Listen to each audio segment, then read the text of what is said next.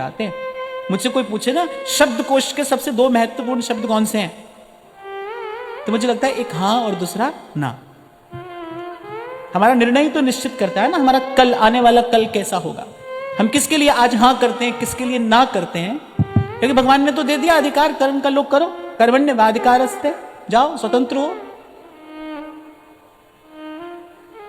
तो ये दो शब्द जो है ना, मुझे लगता है ये बहुत बड़ा परिणाम जीवन में ले आते हैं, हाँ या ना। तो हम सही वस्तु के लिए हाँ कर पाए और गलत के लिए ना कर पाए, ऐसा हम कर पाए, क्योंकि हम कर नहीं पाते। जाकर बैठोगे एकांत में अपने साथ और गणित बिठाओगे तो देखोगे जीवन में कितनी बार गलत के लिए हमने हाँ किया ना, हमने स्वीकृति दी गलत के लिए। हम जानते थे कि अनुचित है पर हम स्वीकृति दी हमने, जाने जाने किस आवेग में, किस आवेश में हमने गलत के लिए हाँ कहा। और एक बात ध्यान रखना भाई, गलत का परिणाम किसी भी प्रकार सही नहीं हो सकता। और मनुष्य क्या भूल करता है, एक गलत को दूसरे गलत से सही करने का प्रयास करता है। पहले एक गलत करता है फिर उसको सही करने के लिए दूसरा गलत करता है। कितनी बड़ी भूल है। गलत से गलत कैसे सही होगा, गलत तो सही से सही होगा ना। पर भगवान की माया है ऐसी भाई, ये बुद्धि है ऐसी। हमने पिछले सत्र में चर्चा की जो संशयात्मिका बुद्धि है, ये आपको लिए जाती है वहां जहां पतन का घोर अंधकार है। इसलिए मैं निवेदन कर रहा हूं, हम सही समय पर सही निर्णय ले पाए। जीवन मिला है, इतना अमूल्य उपहार प्रभु ने दिया है, तो एक उत्तरदायित्व भी तो है। आज किसी ने पूछा यहां मुझसे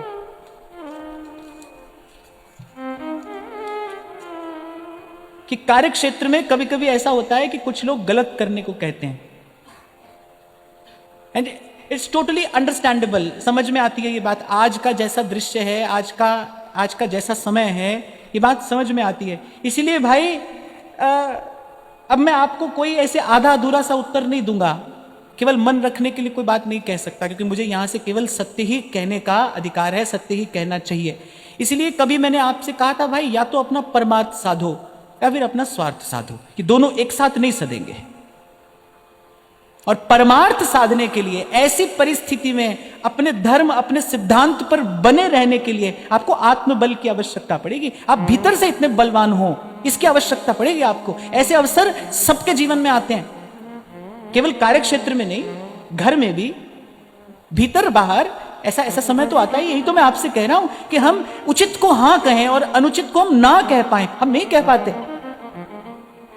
अरे कुछ तो ऐसे मैंने लोग देखे, वो तो भीतर से इतने निर्बल होते हैं, वो ना कह ही नहीं पाते, उनको ना बोलना आता ही नहीं। और फिर एक बार ऐसे किसी झंझट में पड़कर बड़ा दुख पाते हैं। नहीं भाई, इसको उदार होना नहीं कहते, इसको दुर्बल होना कहते हैं। तो मैं तो कहता हूं कभी कभी ये मूर्खता है, कभी कभी ये मूर्खता है। भगवान ने बुद्धि दी क्यों है? इसी का विचार करने के लिए तो बुद्धि दी है। बुद्धि भगवान में लगाने के लिए नहीं दी है। बुद्धि व्यवहार में निर्णय लेने के लिए दी है। क्या उचित है, क्या अनुचित है, उचित अनुचित का विचार करके आपका निर्णय होना चाहिए। ध्यान रखना, हम 3 दिन से गा रहे हैं बार बार, चंगे आइया बुरे आइया बाचे धर्म दूर। शास्त्र ने, गुरु ने तो सही गलत बता दिया है। करनी आपो अपनी के नेड़े के दूर। इसीलिए तो भाई बार बार आपसे कहता हूं, पहले अपना लक्ष्य निर्धारित कर लो।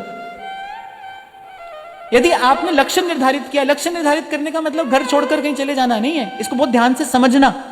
लक्ष्य की प्राप्ति तो कहीं भी रहकर की जा सकती है, क्योंकि ऐसी परिस्थिति तो कहीं भी आएगी, हमारे लिए भी आती है, हमारे लिए भी आती है, ऐसी परिस्थिति आती है।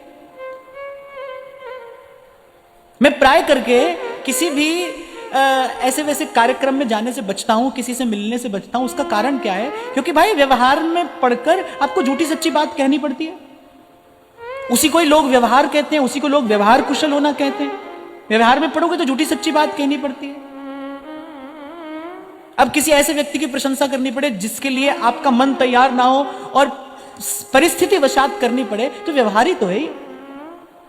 और अगर साधु भी व्यवहार में पड़ेगा, अगर साधु भी इसी व्यवहार में पड़ेगा, फिर अपनी साधुता को कैसे बचाएगा? तो भाई ये सब देखकर एक निर्णय लिया कि भाई ये अकेले चलने का मार्ग है, अकेले चलो। तभी तो कहने वाला कहता है कि लगन तुमसे लगा बैठे, अब जो होगा देखा जाएगा। और क्या होगा और क्या देखा जाएगा, यही तो है। ऐसी ऐसी परिस्थितियां आएंगी, पर ना भाई, गलत का परिणाम गलत होता है। रूठ गए ना भगवान अपने अत्यंत प्रिय भक्त से। परम भागवत हैं गंगा पुत्र भीष्म, पर ठाकुर जी थोड़े रूठ गए। कहते हैं आपने गलत का साथ दिया, अनुमोदन किया। मौन स्वीकृति का लक्षण है। आप चुप रहे, क्यों? आप समर्थ थे, आपको ना कहकर एक और तो हो ही जाना चाहिए था। अगर आप कुछ नहीं कर सकते, अगर किसी ऐसी स्थिति में पड़े हैं आप कि आप कुछ कर नहीं पा रहे, तो फिर मौन होकर एक और हो जाइए। पर ये कौन कर पाएगा जिसका लक्ष्य ये होगा कि भाई मुझे संसार सधे या बिगड़े, पर मेरा धर्म नहीं बिगड़ना चाहिए, धर्म नहीं बिगड़ना चाहिए। अरे कल मैं आपको यही तो कह रहा था भाई, 4 दिन यहां रहना है, यहां 4 दिन रहने के लिए इतना झूठ सच करते हो। जहां जाना है और अकेले जाना है और पता नहीं कब जाना है, वहां जाने के लिए भी कोई तैयारी की है? ओथे अमला दे होणगे नवेड़े, समझ मन मेरे, भजन कर गोविंद दा मन वे, भजन कर गोविंद दा मन वे, के जात किसे नहीं पूछनी। अरे वहां भी तो निर्णय होगा, कौन खड़ा होगा साथ में? जिनका कार्य साधने के लिए आज अधर्म करने को तैयार हो, वो साथ खड़े होंगे? नहीं होंगे भाई, कोई नहीं होगा। इसीलिए निवेदन कर रहा हूं कि भजन बना रहा तो आत्मा में बल बना रहेगा। आत्म बल हुआ तो ऐसे समय पर सही निर्णय ले पाओगे। ऐसा ऐसा होता है भाई, एक बार नहीं अनेक बार होता है, जब आपको सबसे अलग होकर अकेले खड़े रहना पड़ता है। ये तो मार्ग ही ऐसा है, ये तो मार्ग ही ऐसा है भाई। सबसे सबसे बिलग, सबसे न्यारा होकर अकेले चलना पड़ता है। तभी मेरा कबीर कहता है, सिंहों के नहीं लेहड़े, शेर झुंड में नहीं रहता, झुंड में भेड़ बकरियां रहती हैं। सिंह नहीं रहता झुंड में, उसका स्वभाव ही नहीं है। आपने कभी जंगल में शेर का राज्याभिषेक समारोह देखा है? देखा है? किसी ने देखा हो? कोई देख भी नहीं सकता, क्योंकि ऐसा होता ही नहीं है। स्वयमेव मृगेंद्रता, वो स्वयं ही राजा है। अपने बल से, अपनी शक्ति से, अपने सामर्थ्य से राजा है वो स्वयं ही राजा है। और अकेला रहता है, अकेला चलता है। किसके बल पर? क्योंकि वो निर्भय है, उसको जंगल में किसी से भय नहीं है।